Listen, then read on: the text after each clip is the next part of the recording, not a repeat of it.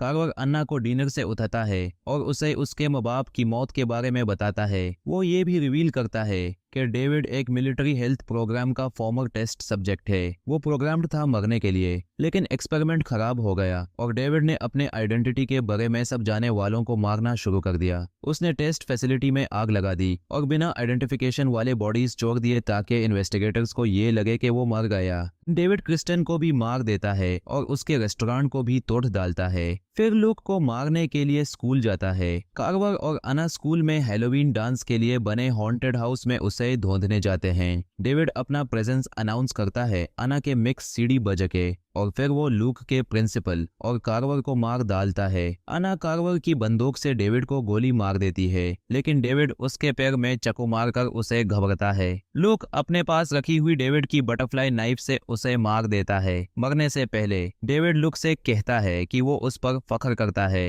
Ambulance में बैठे हुए अन्ना और लुक को फायर फाइटर्स की बातें सुनाई देती हैं। उन्होंने 2 जाली हुई लाशें देखी हैं जिनमें दांतों का निशान नहीं है। फिर अन्ना देखती है कि डेविड फायर फाइटर के भेस में बिल्डिंग से निकल रहा है।